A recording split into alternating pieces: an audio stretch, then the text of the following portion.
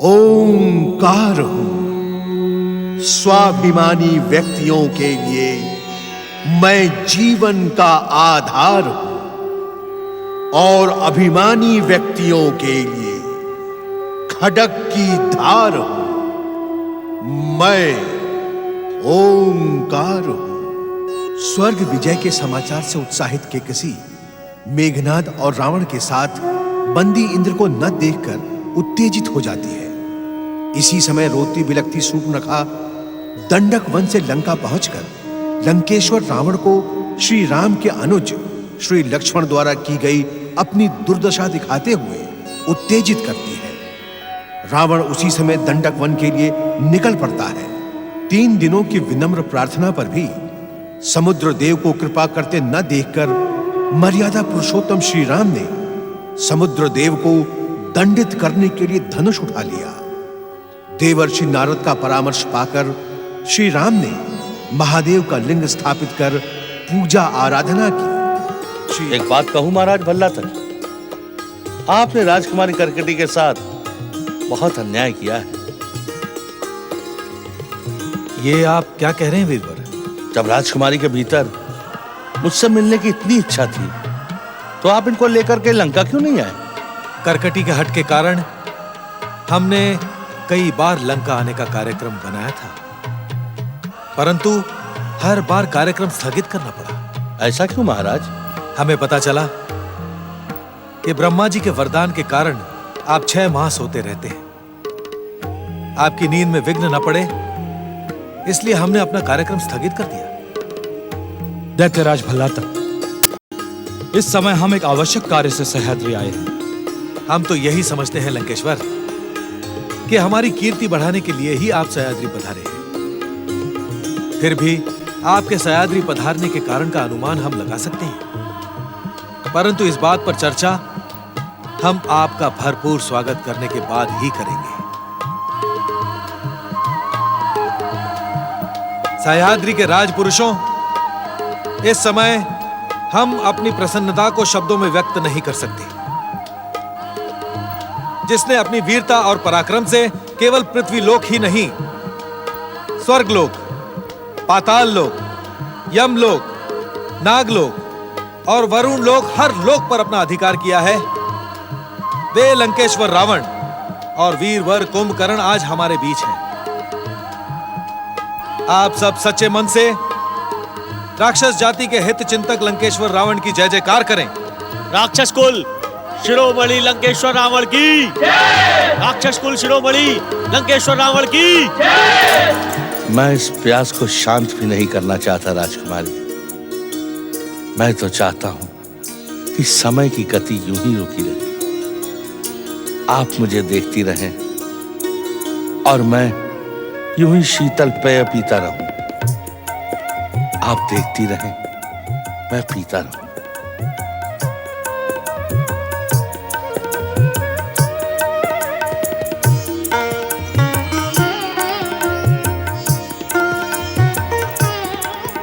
कितने सुदर्शन है महाराज कुंभकर्ण, कितने सरल और कितने बलिष्ठ। मुझे पिताश्री की बात नहीं माननी चाहिए। आज से बहुत पहले ही उनकी सेवा में स्वयं को समर्पित कर देना चाहिए था।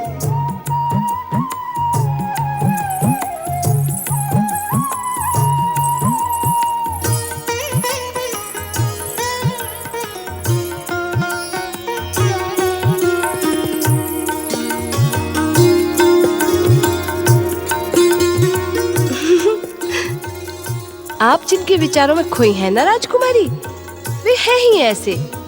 हर कन्या उन्हें देखकर अपनी सुध बुध भुला देती है। तुम किसकी बात कर रही हो रक्तांबरी?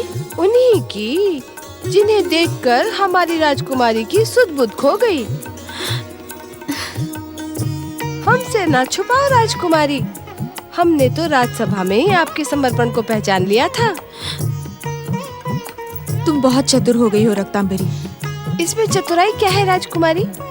वे आपको, आप उनको जिस प्रकार निहार रही थी ना, उसे देखकर तो कोई भी अनुमान लगा सकता है कि प्रेम की सुगंध दोनों हृदयों को महका रही है। महाराज कुंभकर्ण है ही ऐसे, बलिष्ठ शरीर, लंबा कद और मुख पर एक बालक की तरह भोलापन। अद्भुत, अद्वितीय। रक्तांबरी, अब जब तू मेरे मन की बात जान ही गई है, तो किसी भी प्रकार महाराज कुंभकर्ण से मेरी भेंट का प्रबंध कर दे। उनसे मिलने के लिए मेरा हृदय तड़प रहा है। इस तड़प को शांत करने का उपाय है मेरे पास। मैं अभी इसी समय आपकी भेंट महाराज कुंभकर्ण से करवा सकती हूँ। कैसा उपाय है? राजकुमारी, हम दोनों अतिथि सेवा की भावना से महाराज कुंभकर्ण के पास जाएंगे। नहीं रक्तांबरी, मैं ये नहीं कर सकती। मुझे लाज आती है। अरे, एक ओर से तो कहती हो कि भेंट करा दो और दूसरी ओर कहती हो कि लाज आती है। आपको अपनी लाज को तो त्यागना ही पड़ेगा राजकुमारी। तू समझ नहीं रही है रक्तांबरी। यदि मैं राजमहल में उनसे मिलूंगी तो लोग चर्चा करेंगे। मैं तो उनसे एकांत में मिलना चाहती हूँ, अपने मन की कहना चाहती हूँ और उनके मन की सुनना चाहती हूँ। पर वे क्या एकांत में मिलने का प्रस्ताव स्वीकार करेंगे? करेंगे क्यों नहीं? तूने ही तो कहा था, प्रेम के फूल की सुगंध आप दोनों को महका रही है। तू बस मेरा एक काम कर, तू उनकी सेवा में प्रस्तुत हो जा और अवसर मिलते ही मेरा निवेदन दे देना। जैसी राजकुमारी की आज्ञा। आपकी कृपा से मुझे महाराज की सेवा में जाने के साथ साथ अपनी चतुराई दिखाने का अवसर भी मिल जाएगा।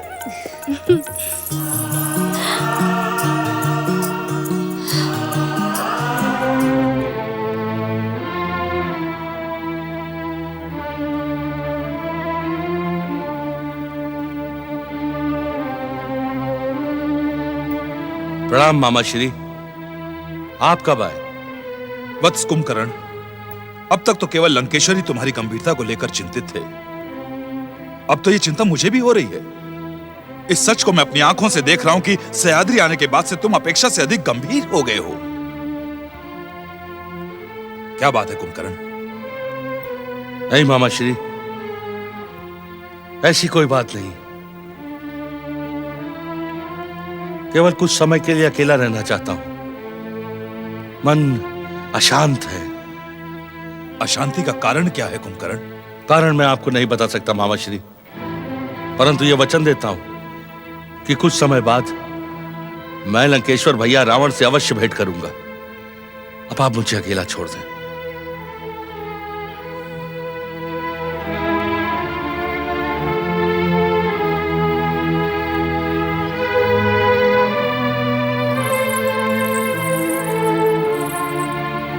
अनुमान तो ठीक ही था मेरा। महाराज कुंभकर्ण भी उसी प्रकार विचारों में खोए हैं, जिस प्रकार कुछ देर पहले हमारी राजकुमारी करकटी खोई थी। अर्थात प्रेम का फूल दोनों ही ओर सुगंध बिखेर रहा है।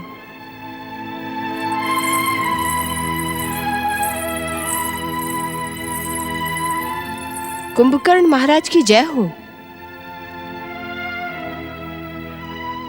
आप? क्यों? आप किसी और की प्रतीक्षा कर रहे थे क्या? नहीं। मेरे साथ और कोई नहीं आया महाराज। मैं अकेली ही आई हूँ आपकी सेवा में, आपको मदिरा पान कराने। मदिरा पान करने की इच्छा नहीं है हमारी। मेरी बातें आपकी अनिच्छा को प्रबल इच्छा में बदल देंगी। तो फिर कुछ बातें ही करो। कहें, क्या बातें करें?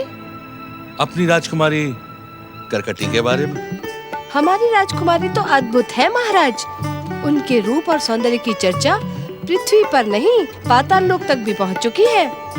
कई वीर उन्हें अपना बनाने का सपना लेकर सह्याद्री आए थे, पर सब के सब निराश होकर लौट गए। क्यों? क्या तुम्हारी राजकुमारी के मन में कोई और पुरुष समाया हुआ है? हाँ महाराज। वो सौभाग्यशाली पुरुष कौन है? वे भी हमारी राजकुमारी की तरह अद्भुत है महाराज। इस संसार में उनकी कोई समानता नहीं है। उनके पराक्रम के आगे तीनों लोकों के प्राणी कांपते हैं और उनकी सरलता के सामने सब नतमस्तक हो जाते हैं। ऐसा विलक्षण व्यक्ति कौन है? मैं तो केवल इतना ही जानती हूँ महाराज, क्योंकि इतना ही मैंने राजकुमारी से सुना था। इसके आगे तो उन्होंने मुझे कुछ बताया ही नहीं। क्यों? तुमने जानने का प्रयास नहीं किया? किया तो अनेकों बार, पर वे वही करती हैं जो उनका मन कहता है, और उनके मन के विपरीत जाने का साहस किसी के भीतर नहीं है। क्या मैं उनसे एकांत में भेंट कर सकता हूँ? क्या आप उनसे उनकी कल्पना के राजकुमार का परिचय जानना चाहते हैं? और भी बहुत कुछ जानना, कहना और सुनना चाहता हूँ। यदि आप मुझ पर ये उपकार कर दें तो आपकी बहुत कृपा होगी। ऐसा अनर्थ न करें महाराज, मैं तो एक साधारण सी दासी हूँ, पर इतना अवश्य जानती हूँ कि हमारी राजकुमारी करकटी से मिलना इतना सरल नहीं है। आप तो अनिच्छा को इच्छा में बदल लेती हैं। अब तक तो आपकी अनिच्छा को मैं इच्छा में नहीं बदल पाई महाराज।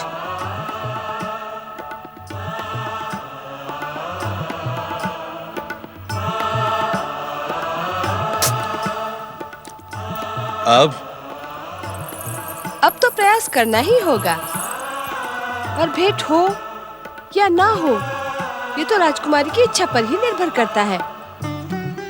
वैसे मुझे उनसे भय बहुत लगता है। आपको भयभीत होने की कोई आवश्यकता नहीं। मैं जानता हूँ हमारी भेंट का प्रस्ताव सुनकर राजकुमारी करकटी प्रसन्न हो जाएंगी। यदि आपको अपनी बात पर इतना ही विश्वास है तो संध्या काल में राजमहल के पीछे वन प्रदेश में आ जाइएगा। संध्या काल के समय राजकुमारी प्रतिदिन वही वन विहार के लिए जाती हैं।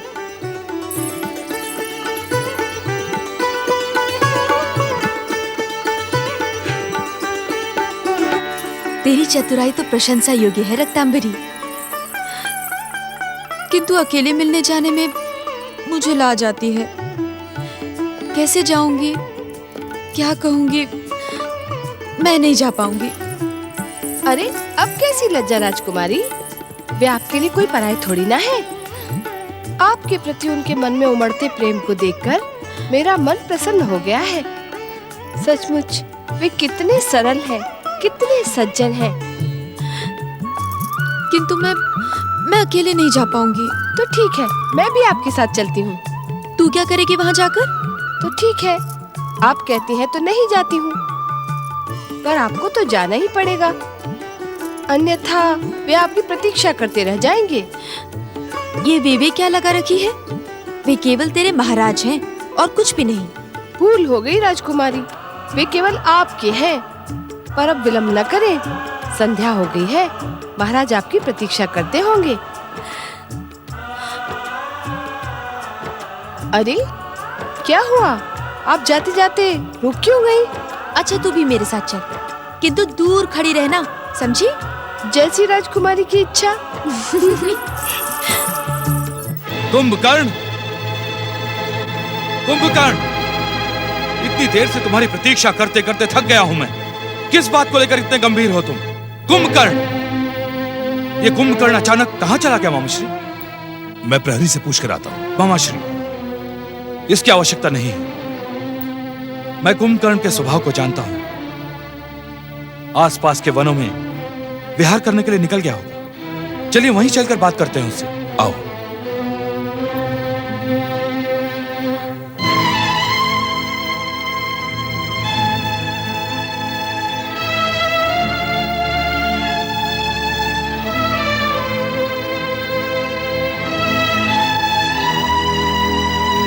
क्या बात है, राजकुमारी अभी तक आई क्यों नहीं?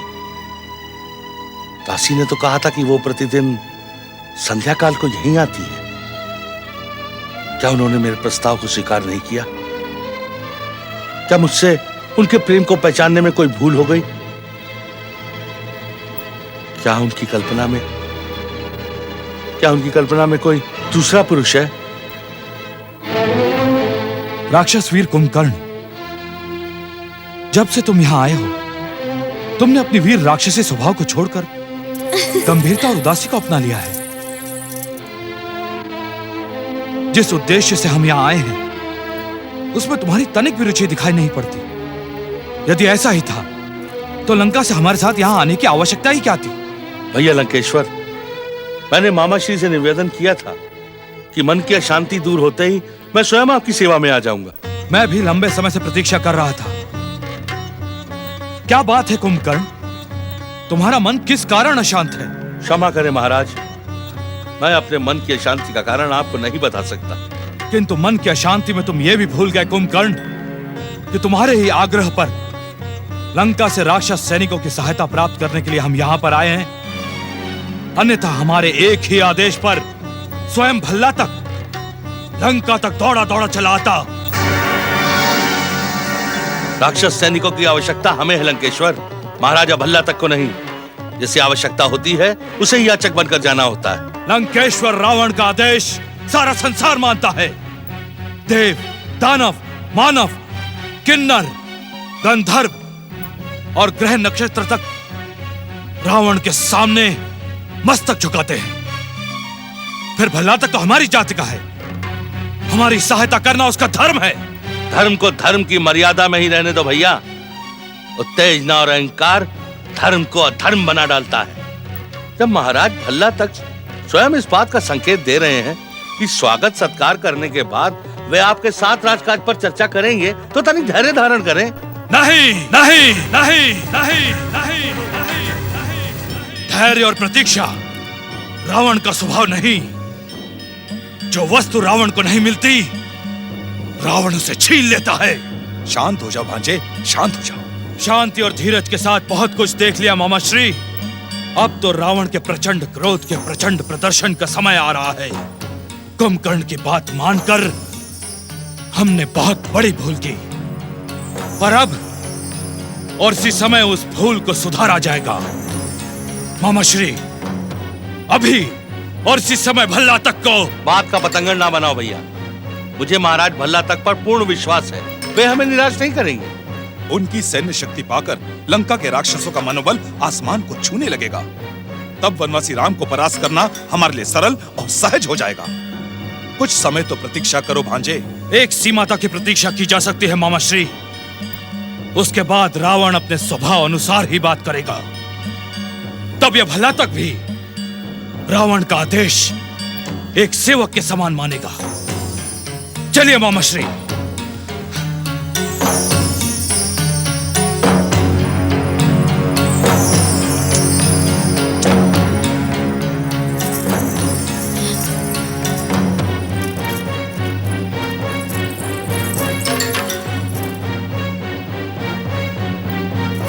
महाराज। राजकुमारी आप? राजकुमारी, मुझे भैया की बातों पर बहुत खेद है। यदि आपको उनकी कोई बात उचित ना लगी हो तो मैं आपसे क्षमा मांगता हूँ। नहीं महाराज, आप तो हमारे अतिथि हैं और अतिथि देवता के समान पूजनीय होते हैं। क्षमा के अधिकारी आप नहीं हैं, हम हैं। रहने दीजिए इन बातों को। आज के दिन की प्रतीक्षा तो मैं वर्षों से कर रही थी महाराज। राजकुमारी, आपकी कल्पना का सुदर्शन पुरुष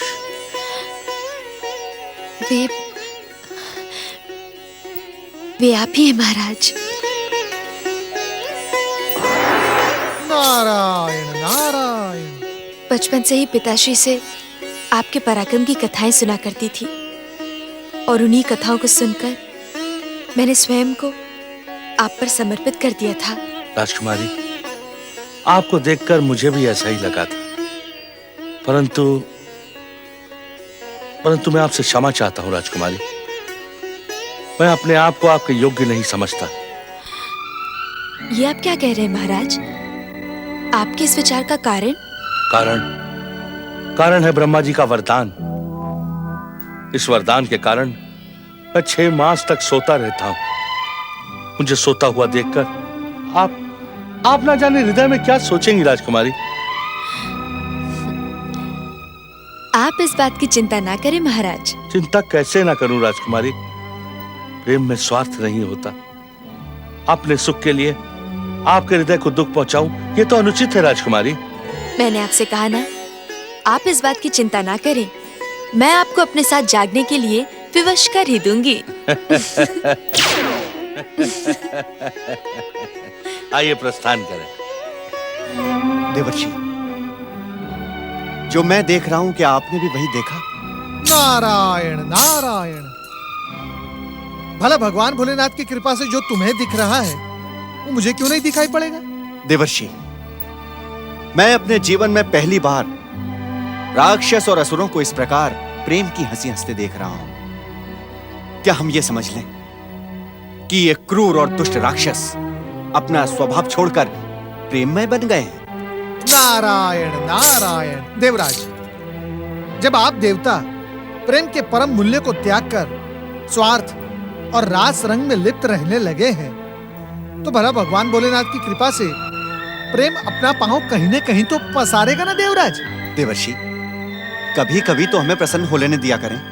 नारायण नारायण। अवश्य देवराज, अवश्य।